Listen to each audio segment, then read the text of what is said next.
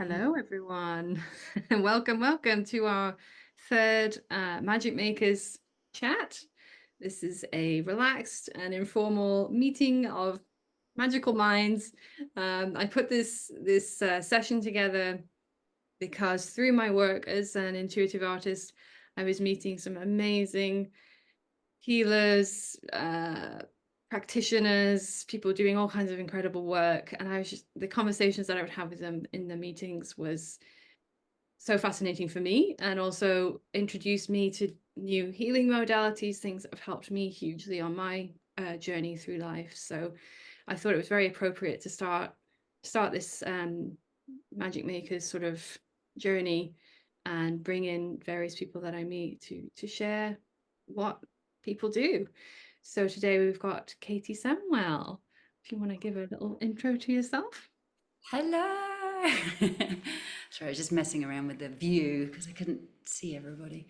Um, yes, my name is Katy Samwell, and I am a sound alchemist. So I work with sound and voice and music to do many things, to heal, to help shift frequency and raise frequency. And yeah, it's kind of, I guess I'm an artist as well, as in a music artist. So I have, as my mum says, normal music albums as well as my sound healing music album. So yeah, basically everything I do has something to do with sound and frequency, which is just what I love. I mean, yeah, it's it's always been in my life in many different forms, and now I've finally found how I love to work with sound. Mm.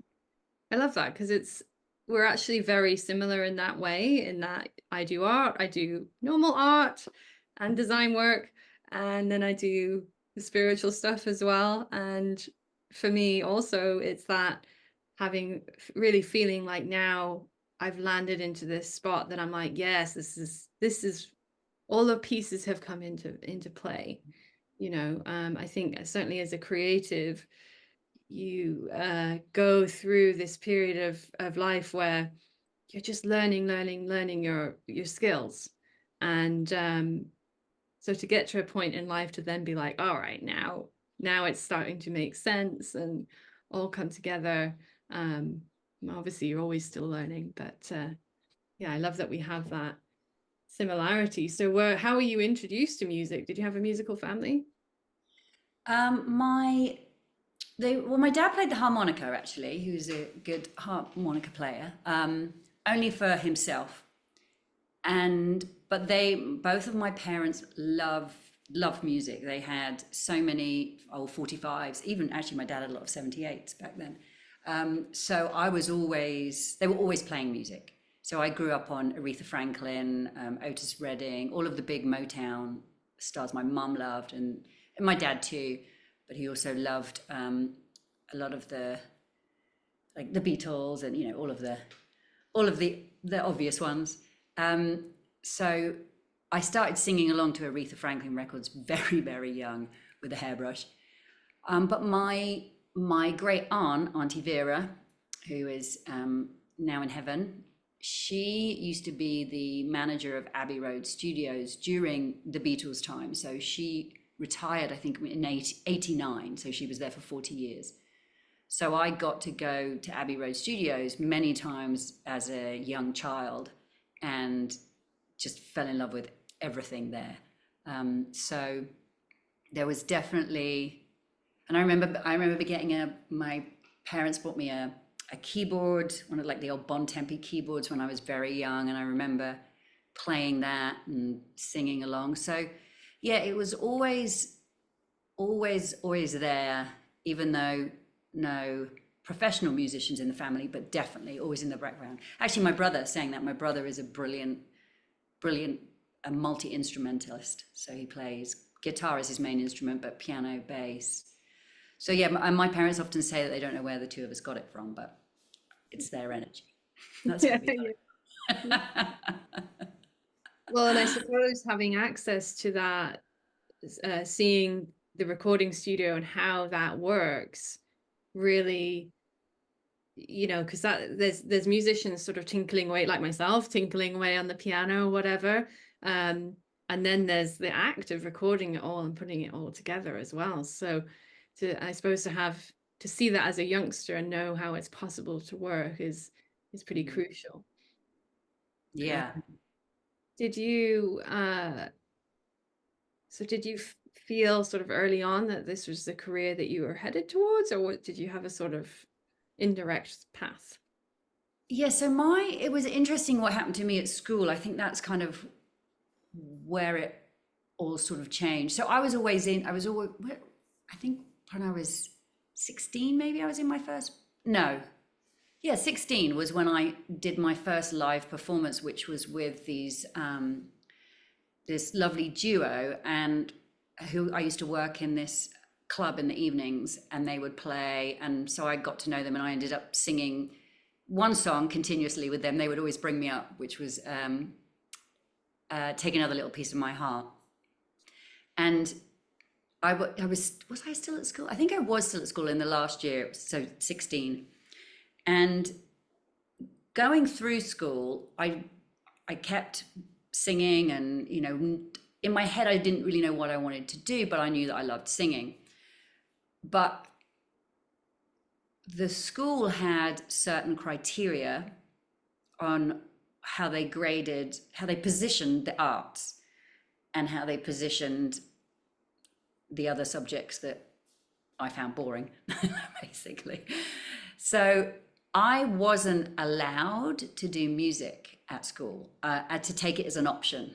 So I ended up being forced to take some of the sciences, which I was not interested in it at the time. And so at 16, I didn't go on to college. I didn't do anything. I was like, I want to do music. If this school's not going to let me do music, then I'm just going to get a job, and so that I can do music. So I ended up leaving school and working for Barclays Bank.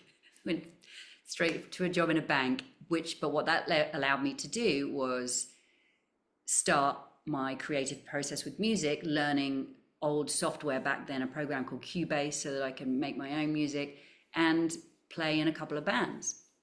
So, and that just kept going alongside everything I was doing in my full-time job. And then it wasn't until it was probably 10 years later that I finally, well, no, but 7 years later, I decided I'd completely had enough of the finance industry. Long story short, I ended up quitting the industry, and then going into many different areas. A personal trainer, dive guide, scuba dive guide. I was searching, but still music was, at the back of my, it was kind of like I need a trade so that I can do my music. So that was the personal trainer route, because I was into fitness, and at this point my self-development had really started. I was kind of looking at yoga and more the spiritual side, and I was like, okay, if I can start working in fitness, then I'll be able to do the music alongside it. But as the universe works beautifully, what happened as I was 3 days into the personal trainer course, I had lunch with a friend of mine who introduced me to one of the girls he was living with, and she worked for Warner Music. And we got chatting. And at this point, I'd been doing a lot of dance music with a lot of a lot of dance producers. So I had a few tracks out there, and Warner was setting up a dance department, and they didn't have enough staff who knew much about that genre. And so they asked, would I come in and make tea? And so that led to I started there for a couple of days, I think, and then I got a contract and was there for 4 years. So that was my start into the music industry. And then that went on. I worked in many different studios and tour managing and different labels. But what that did is took me away from my own path in music, and I was focusing on other people's paths. So that's when the real separation from what I really wanted to do started, which was bizarre considering I was thinking, oh, I'll work in the music industry and that's going to help my career as an artist. But That's not I had the right. exact same thing happen. Because I did graphic design thinking I'll get a trade. I can be Mhm. creative, in design and that'll tide me over and I'll do my illustration on the side. And then, 11 years later, kind of realized that, this is soul sucking. It's Yeah. actually like all this working for someone else and, um, putting your creative energy into something else. It just gets to a point where you kind of go, what am I doing? Why am I doing this? Um, and I think if you've got that creative drive that you have, there just comes a point when you're just like, I got to do this, come hell or high water.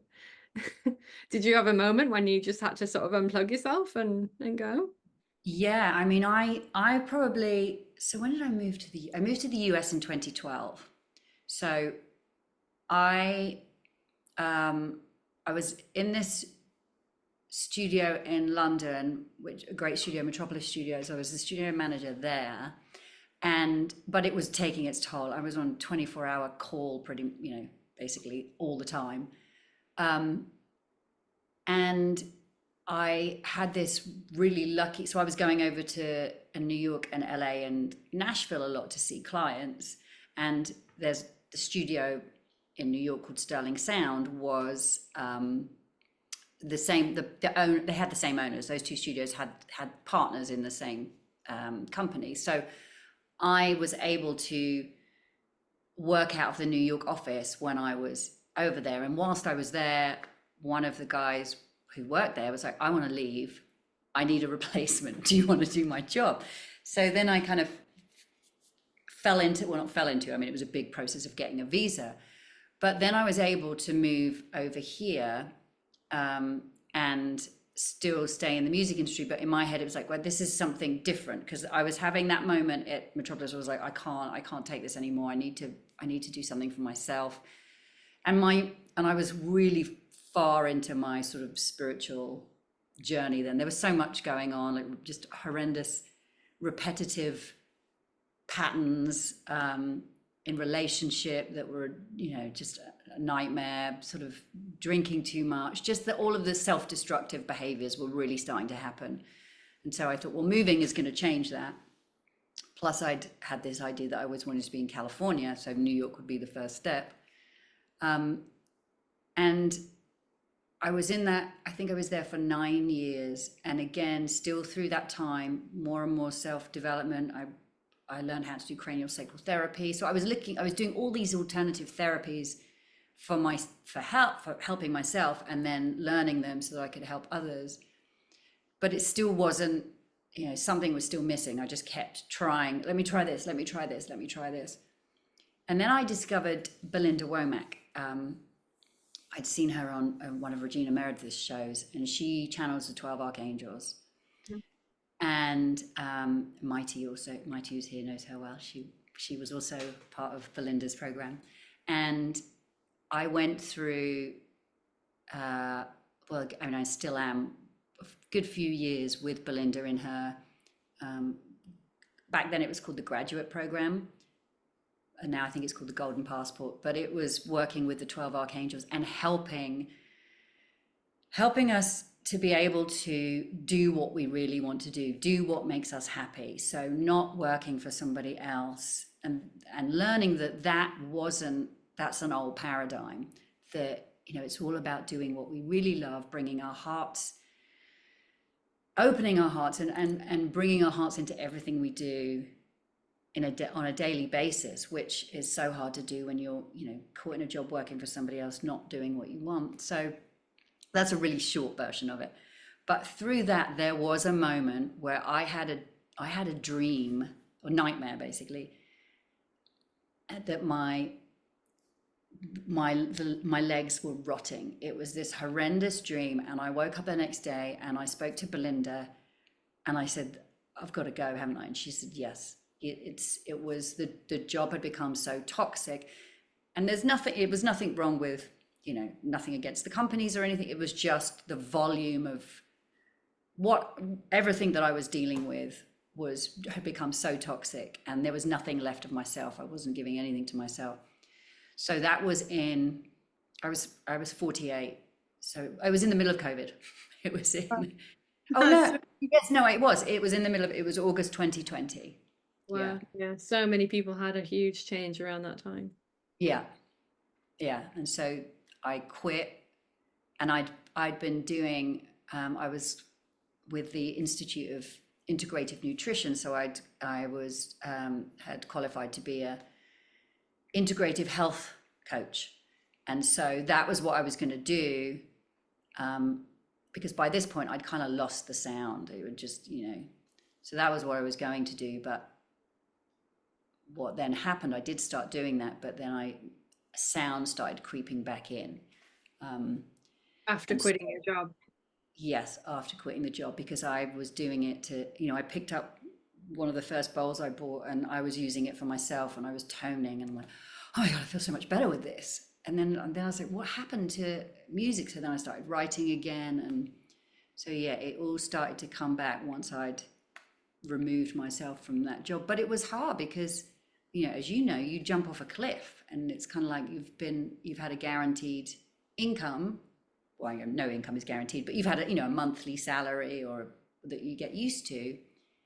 And then suddenly that's not there anymore. And so you then having to deal with all of the fear and everything that comes around that, whilst trying to forge your own path. And that was the battle for a long time. But I'm definitely coming out of the fear side of it now, Yeah. thanks to the 12 archangels help with that. Yeah, it's Did you have some pushback from your like family, friends, ex co-workers when you were leaping off the cliff? not from family, which was surprising. Although not from my dad. My dad is very much a do what makes you happy, and always has been. My mum just worries. She definitely wants me to be happy, but like any mother, any parent, she just worries. But they were both great. They were both really supportive. Um, and I also think it helped being far further away, just because they couldn't be as involved. So I think that was a blessing, even though I missed being around them. But yeah, they were great. And then I had such a fantastic support group within Belinda Womack's community.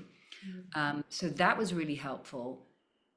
But definitely my music industry friends, yeah, I soon realized that there was a lot of acquaintances. It's kind of a lot of people. But then actually really surprising. Some people were really supportive. So I think the majority were supportive. The ones who weren't, it was more about, well, what are you going to do to support yourself? So Yeah. that was more what it was.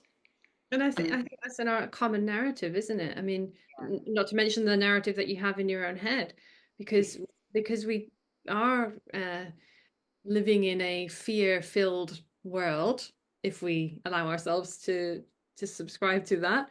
yeah, Um, and the fear of being without, the fear of being without your salary and your benefits and all that kind of stuff. But as 2020 COVID showed us that actually no job is guaranteed. Many people in very secure positions lost their jobs through that time.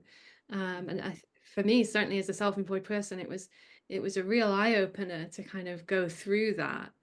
And I think, yeah, the my first Oracle deck actually came out during the middle of COVID, and I thought, that's it. No one's going to buy an Oracle deck when they're unemployed and, it's the end of the world, basically. And it was the opposite. It was the total opposite. People were reaching out for help and guidance and spiritual connection. yeah, Um, so yeah, it's one thing to sort of deal with those voices in your own head about, I must make sure that I'm covering my rent and all that kind of stuff. And then it's a whole other thing then having to justify it to other people if you get asked. It's quite the leap of faith. yes. And actually you're familiar with the Trust Your Wings artwork, and that's what that is all about. It's about the leaping off and realizing that actually you've got wings and that you can just rise up. But it's only through the leaping that you discover that, right? So, Absolutely. so after you leapt, you were finding your voice was coming back. You it sounds like you'd done so much sort of spiritual journeying in all these different modalities. Did things just then start to click for you, and or did you have a moment when you're like, oh my gosh, um, that was huge. Like I've experienced something different. Yeah, I had many moments of that. It was it was so interesting how it all kind of maneuvered. So, in my head, I was like, okay, I'm going to be this, integrative health coach and cranial sacral therapist. And, and I still love both of those things, but that wasn't working as well as I'd hoped. And, at the time, I was like, what's wrong? I thought this was going to work out, but it was because I wasn't doing anything to do with sound. And then what happened was it was, I, I think it was probably I don't know if we were still in COVID, but it was maybe a year on after I'd quit my job, and I was doing sessions. So I was doing kind of talk therapy sessions with the coaching, and one of my clients, who's actually a dear friend, said to me, "Oh, would you just play the bowls? I just would kind of like to hear you play the bowls and sing in our session." And I was thinking, that's weird, but sure. So that's what we did. And she loved it. And we had another 2 sessions. And then on the third session, a voice came through that was not mine, did not sound like me. And it was an energy that didn't feel like me. And I was kind of, what the hell is that? Opened my eyes. And my friend she was absolutely out. So this was over Zoom. She was just out, and I was like, well, okay, she doesn't think it's weird. We'll just see what is going on. So I just kind of went with it. And then some more sounds came through. And then we did more sessions and more voices came through, more energy. Then I did sessions for other people. And I discovered that the more I was opening up, I was allowing these channeled voices, this energy. It was coming through as energy, which would then come out as a certain voice. And the feedback that I was getting from people was, wow, that there was a lot of people who used the word home. It felt like home. I got transported somewhere, or I, managed to shift loads of stuff that had been stuck in me. Things moved. And so it became, and then I did a session for Belinda Womack, and then I did a session for Lee Harris, and both of those said to me, you're channeling these energies, which was the first time that I was kind of like, okay, so I'm not crazy. This is, and it just started progressing from there. And then opportunities started to come in. So there was probably a good couple of years where did I do the right thing? But then what happened after the session with Lee, I ended up, my subscribers, I would send them a monthly, what I would call a sound transmission. And it would just be whatever I was feeling that month, whatever energy was around, whatever energy I felt from my subscribers. And there was one that was called Meditation for Peace. And I did a little 1-minute clip of it and put it on Instagram. And Lee heard it and contacted me and said, do you have an album's worth of this? No, but I can. So that was a huge opportunity, because he was, at the time, they just started Golden World Music, and they just put out their first, so it was for Lee's music, but then they put out their first other artist, Dan Burke, beautiful instrumentalist from over in the UK. And so they were moving into promoting other artists, and he thought I'd be a really good fit. And then that turned into my album Medicine Songs, which came out in 2022. So that was me being putting out there, and there was a lot of fear with that. There was a lot of, oh my God, this is going to go out into the world and people are going to hear these voices, and my old music industry friends are going to hear it. Are they all going to think I'm, so all of that stuff that you go through when you come out of the spiritual closet, I guess. So from that point, that's when things started to open. But it's still, it's been my learning through all of this has been to not go into the future, because to stay in that present moment, and everything is good in this present moment. And when I'm in that space and I'm creating from that space, these opportunities open up. But I know that what I'm really learning to do right now, and have been the whole time, and it's getting easier, is to trust in myself and trust that the universe, my angels, my guides have got me, and that as long as I'm coming from a place of love, I'm always going to be taken care of, so that I can help other people. So that has been, and of course I'm human, so I go into like, what? No, it's so it's a constant. So it has been a roller coaster, an absolute roller coaster, but it's been so much beautiful learning. And I really feel like I'm at a point where everything is about to open. I feel like this is kind of, I feel like I've been a little on the periphery, but now I feel like everything is starting to open up. But it has been just a lesson in trust, patience, self-love, and gratitude. Being grateful for, but yeah, lots of. I love how similar our stories are. I didn't realize that about us. Um, just to share, firstly, feel free to ask your questions in the chat. I will definitely, I'm keeping track of them, so I will be asking them at opportune moments. I want to share how I discovered Katy's work. I follow Lee, and I had seen them. I think I'd heard your song collaboration together. And then I went to a gong bath with a friend of mine, and she was holding it, and it was accompanied with acupuncture, which is something I'd never had before, the two modalities together. And she actually added an extra element in playing a recording of some mute. Firstly, she did a meditation by Joe Dispenza, and then she started to play your piece. So she was playing bowls along with your Calling All Angels, which you just released through to your newsletter.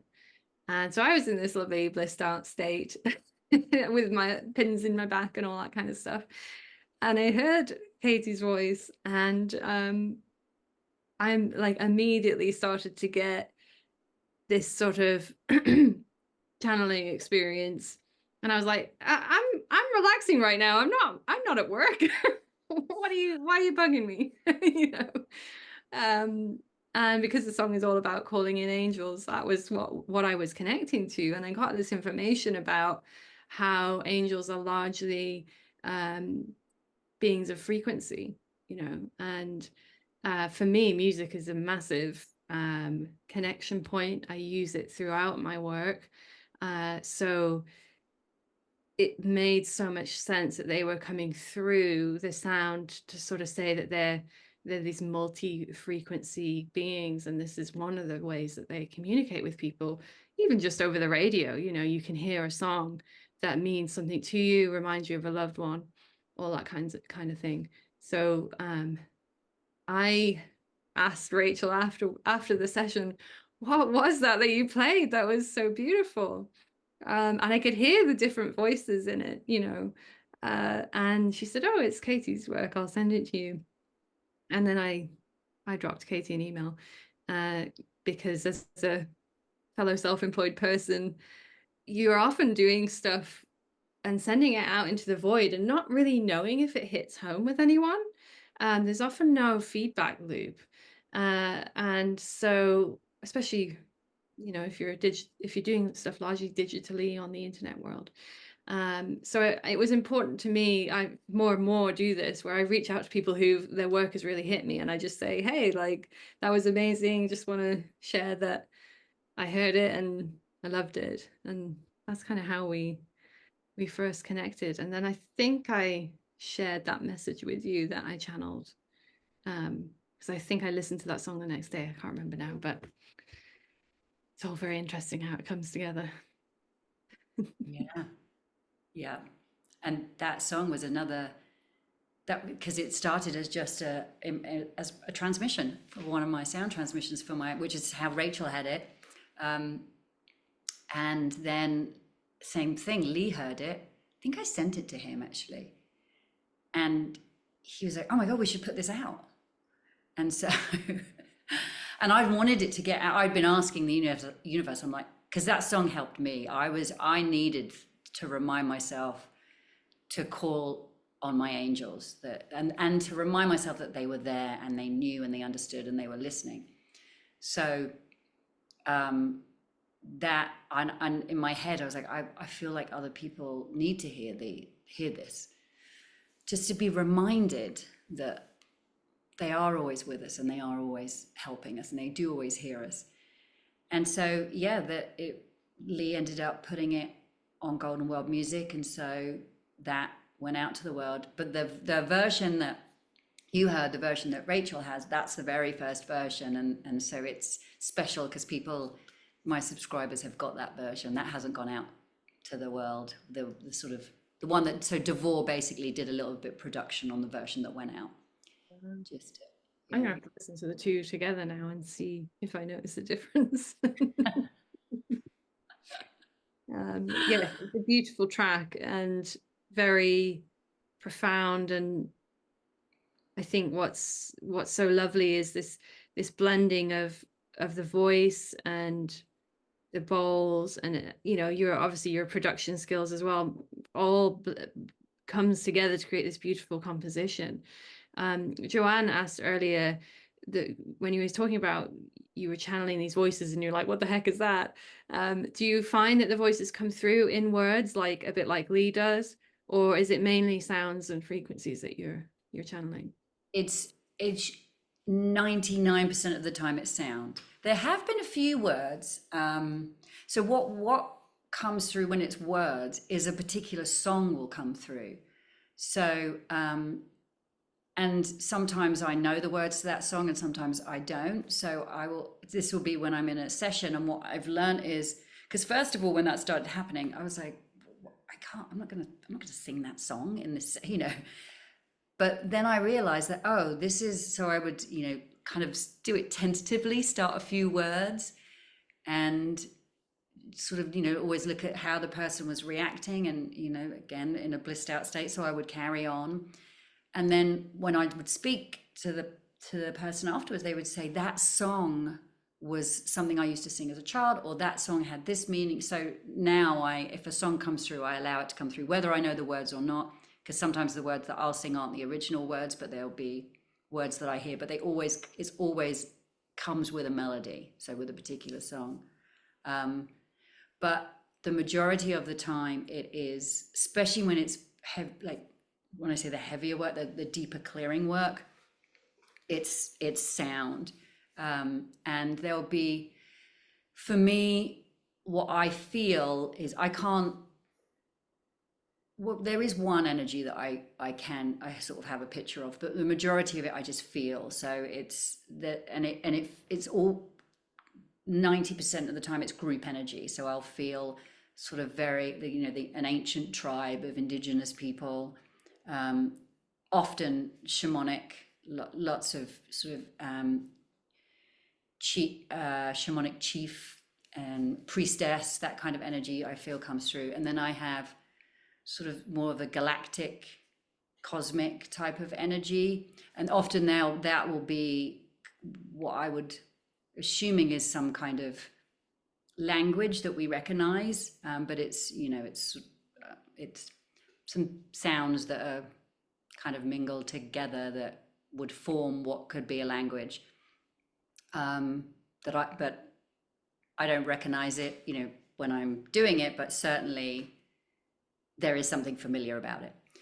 And then I get the fairy realms, the angelic realms, and animals too. Like I feel animal energy coming through. Often the whales, Mm.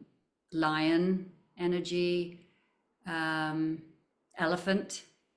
I'll feel, and kitty cat. Like my kitty Jessie often comes through. I feel her energy. So sometimes there are sounds that people have said to me, "Wow, it sounded like there was a meow in there." And often when I used to do sessions when my kitty was alive, there was a meow from her, but people would hear a meow somewhere coming in from.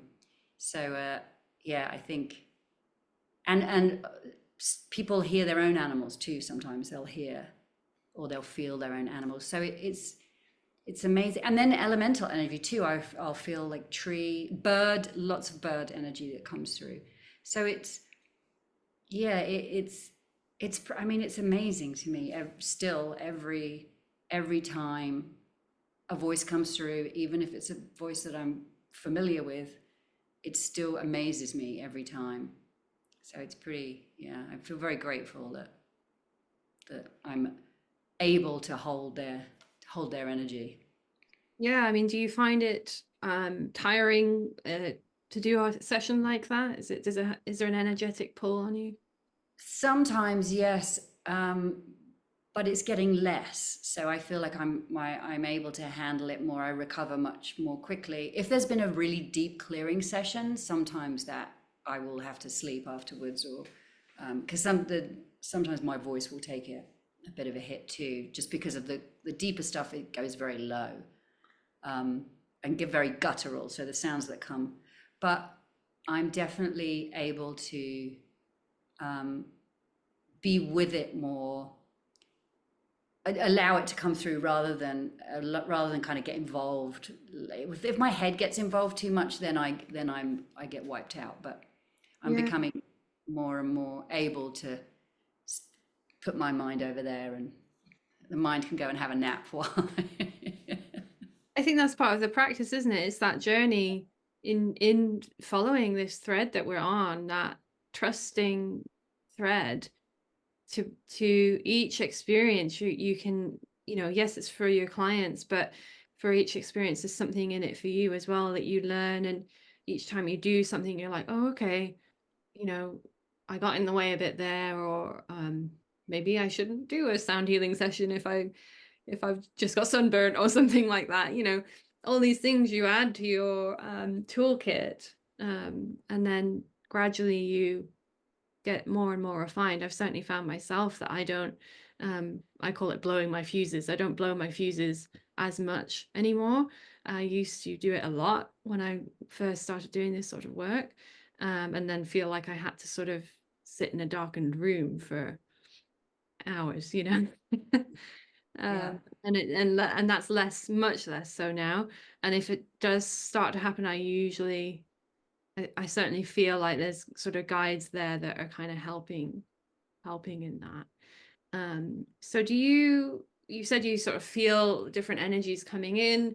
Do you work personally with like sound healing for yourself as well and call on certain energies?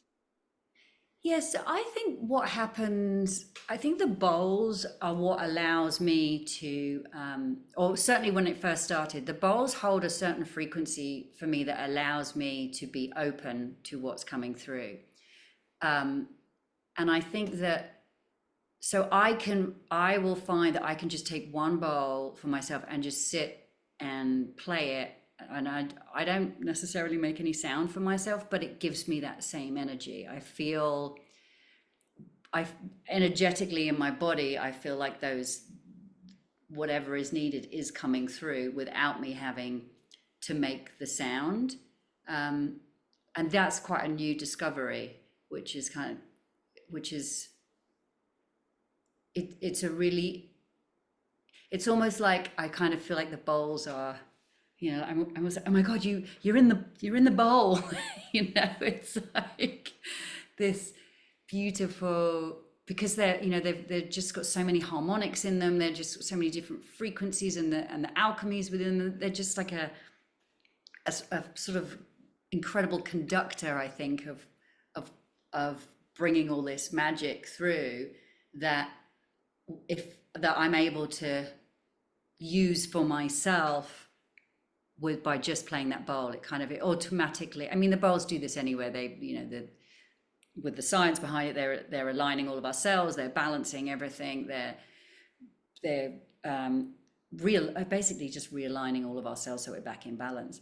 So, but there's definitely, they help me open up to whatever wants to come through, and I can sort of hold that, and that's become my um, sort of go to, if I'm feeling,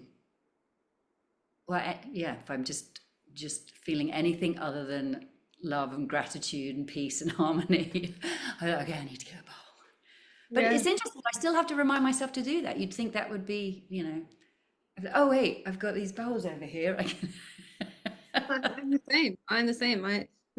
My meditation practice is how I connect to my clients' energy, and yet I often forget to do that meditation for myself, and yet it is needed. And I think, life gets busy, and you're doing all the things as a self-employed person, and it's Yeah, easy to forget that, oh my gosh, I actually need to give myself the medicine as well.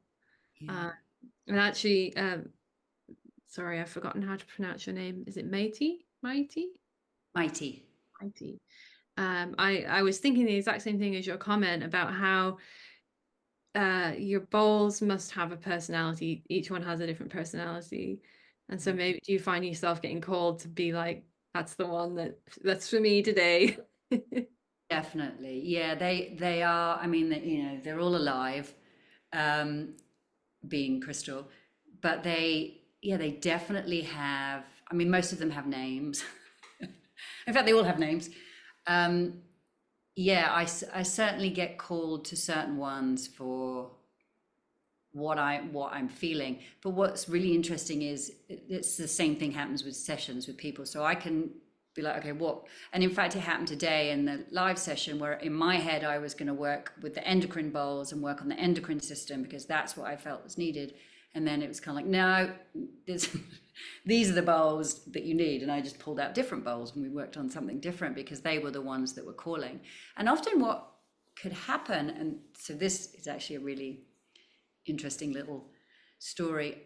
I had my second bowl, the Tesseract, I call her. She's got Tesseract Salt, Palladium, and Aqua Aura Gold in her. She stopped playing. I was still working in my job when I got her, and she just started playing really weirdly after. For the first couple of weeks, it was great. She sounded amazing, and then I was like, "What is wrong?" She wasn't ringing out. It was kind of off. Something wasn't right, and this kept going on. And then I quit my job and I played her, and it was like, "Ah." So she, it's my energy was, so what the bowl was putting out was basically reflecting back to me what my energy was doing. And that I was like, wow, this is so interesting. Yeah, yeah. Or it's almost like you can often know when you're not well because your sense of taste goes wrong, right? So perhaps your sense of hearing was just like totally off kilter and giving you that sense of something's not right, and then to hear it afterwards, that's remarkable. Yeah. Uh, and actually, it's a good little segue to say that you've recently launched a community on your website, and today was your first live session on there, and I joined, and it was wonderful. It completely knocked me out. I always like, for me, that's a seal of approval if someone can knock me out, because I'm not someone who sleeps during the day or is much of a napper or anything like that. So if I can lay down and have someone just turn off the brain, I'm always like, wow, that was impressive. Do you want to share a bit more about it? Yeah, thank you. yeah, and it was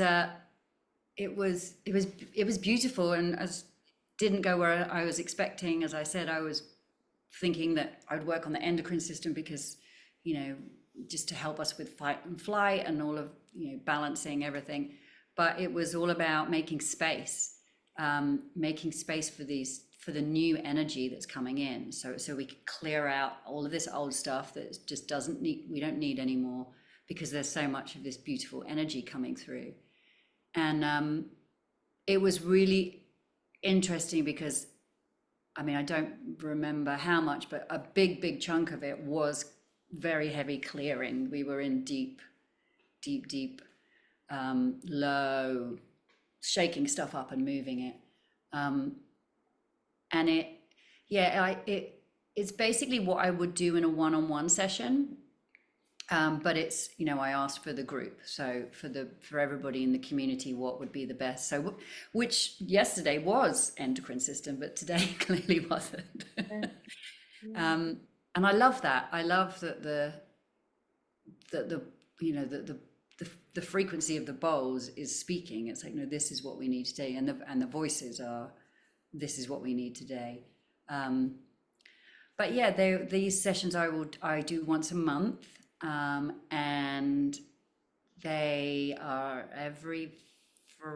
what do we say? Friday. Yeah. So the last Friday of every month at 10 o'clock in the morning Pacific time, where I am. So yeah, and that's part of my membership community, along with the monthly sound transmission that I was talking about, I was doing before. That is also in the community. And then discounts for any sessions, and discounts for all of my recordings that are in my sound apothecary, and any new work. So anyone in the community gets to see the new work first, and exciting collaborations that might be coming up. I'll take that opportunity. Wait, you just loaded that one. So as I've certainly been sort of hinting at it on social media and newsletters. We are collaborating together at the moment on this really exciting project where, as some of you may know, I have got it right here, a journal that I self-published last year, and there's 17 artworks in it of various creative journeys, and it has channeled messages in it as well. So Katy has one of those, and well, do you want to share what happened when something happened to Yes. you? So let's see if it opens on it again today. Kind of. So I was having a particularly horrible day. I was just in a low vibration. I just wasn't feeling good, and I was stomping around my house. And something said to me, I have this journal in a bookcase by my bed, and something just said, pick up the journal. And I picked up the journal, and I opened it on Raphael's Glade, Archangel Raphael. And I looked at the picture, and I just cried and cried and cried and cried and cried. And everything that needed to come out was coming out. And then I heard the words, this book needs music. Oh, there's Trust Your Wings on the platform.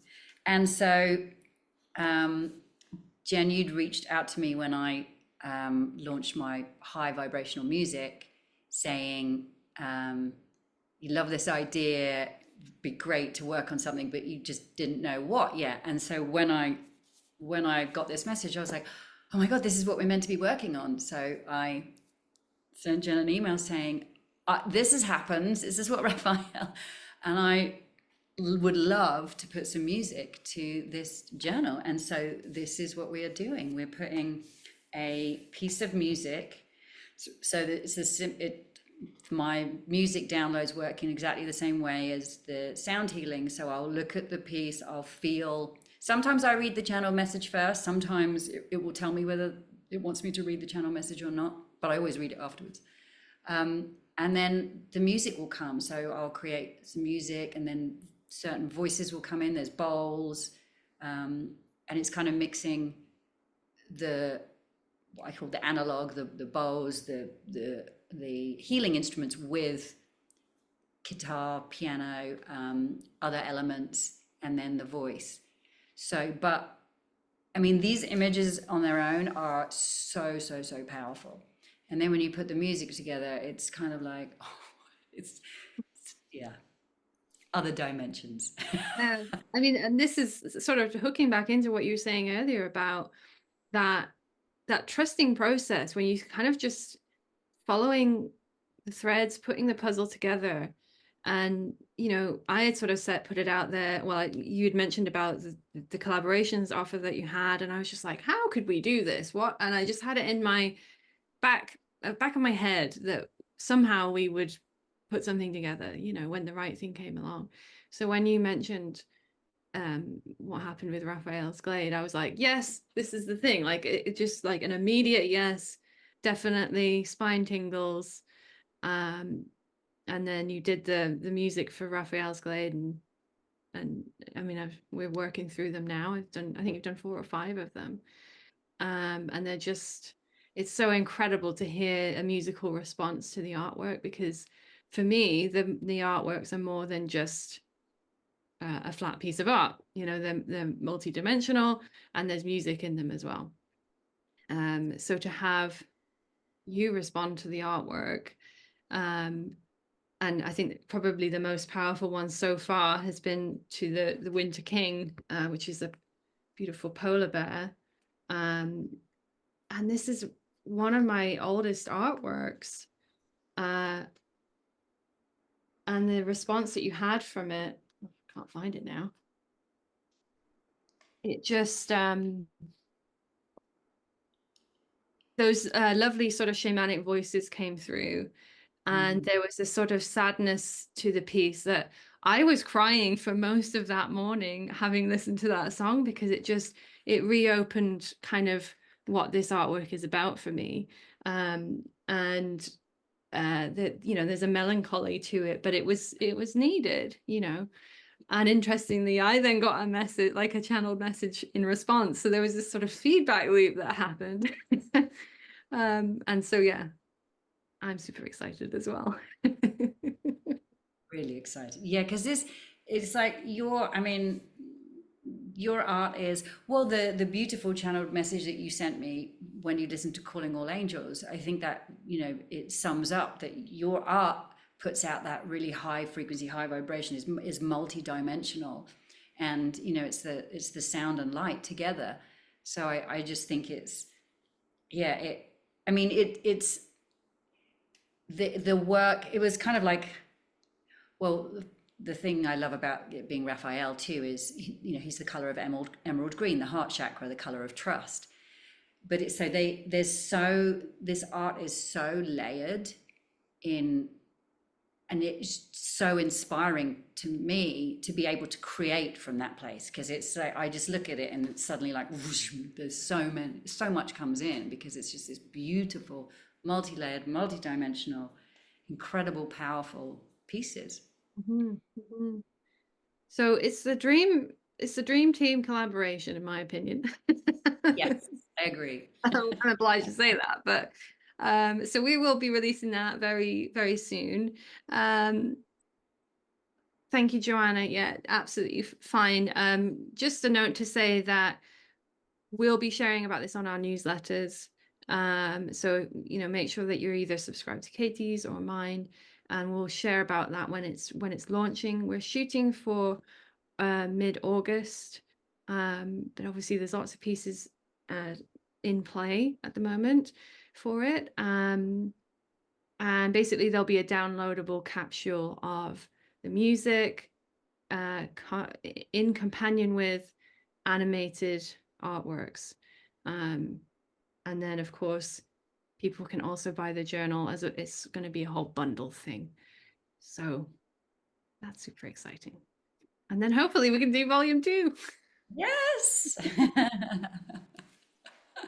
So we're almost at the top of the hour, and I think I've covered, yeah, amazingly, we've covered everything that I wanted to talk about. So if anyone has any questions that they haven't already asked, they're welcome to ask them in the chat.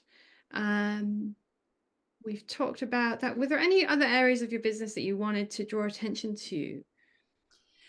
Yeah, I guess that the high vibrational music in, so this is a kind of a new aspect of what I'm doing, which is how this, it's turned into, or this is part of it.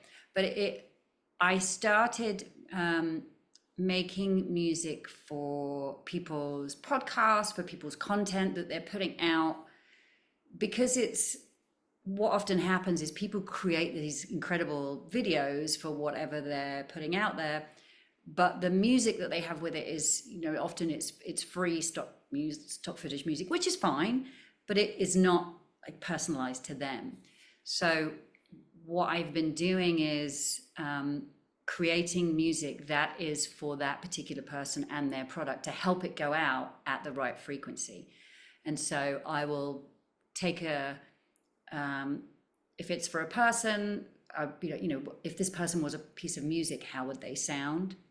And if it's for a product, same thing. If this person was a piece of music, how would they sound? But then it's kind of like, and what do they want this product to do? So I'll ask people to send me little voice notes so I can hear the frequency in their voice and what they're looking to achieve with whatever they're putting out.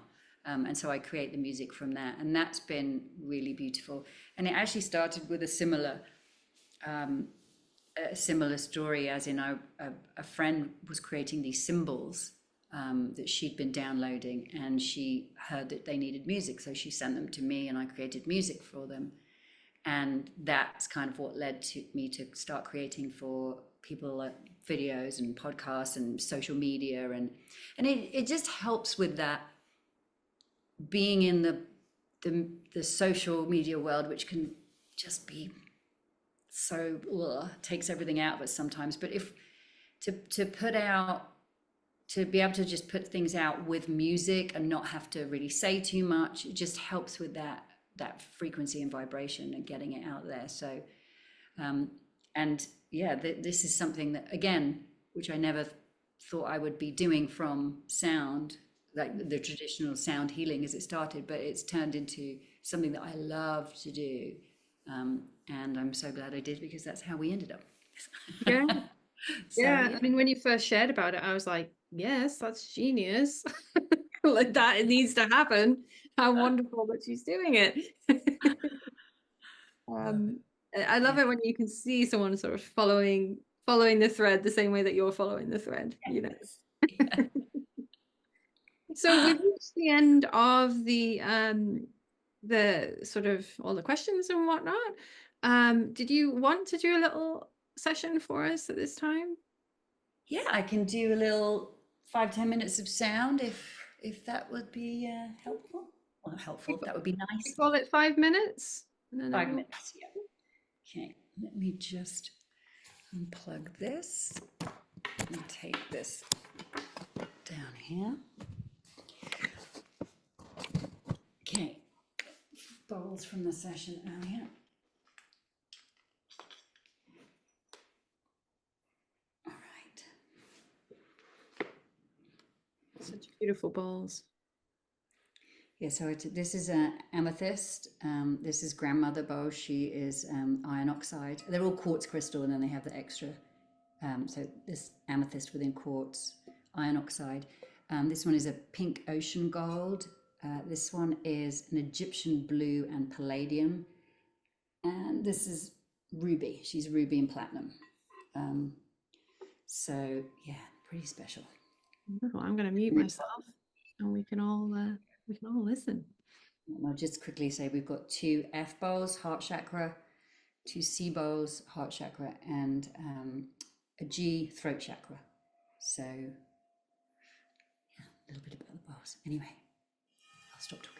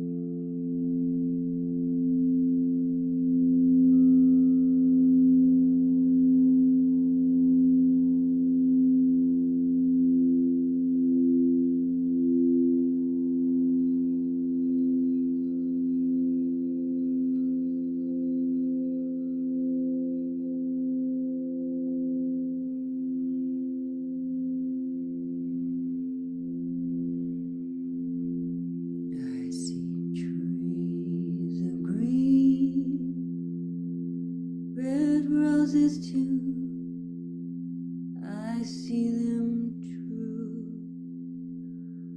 for me and you. When I think to myself,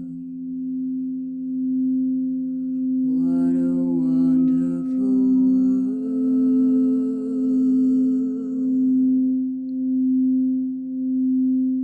I think to myself, what a wonderful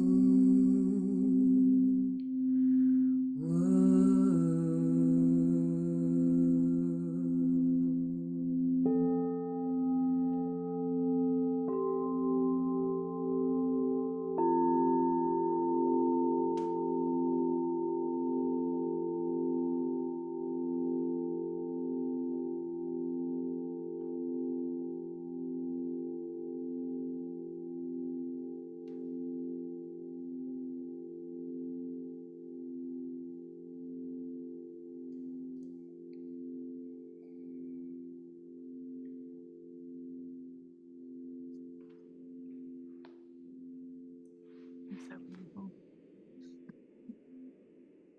Guess that song needed to come through. Thank you so much for sharing that. It's absolutely beautiful. Oh, you're so welcome. Thank you for allowing me the opportunity. Mm, mm. Well, thank you everyone for coming along. It's always lovely to see who's here on the live sessions. Um, I will, as I said, share this on YouTube as soon as I have it, and you can watch it again. Katie, do you want to just share your website, social media, where people can find you? Yeah, so our website is katysamwell.com, Katy, and YouTube is the same, Katy Samwell, and then I'm on Instagram too, which is Katy_Samwell. Fab, fab. Yeah, so if you follow either of us, we will tell you about our collaboration when it's live, and really excited to share all those pieces with you. Um, yeah, thank you guys for coming along. I hope you enjoyed your time here, and I'll let you guys know when my next or who my next magic maker will be. I don't know yet.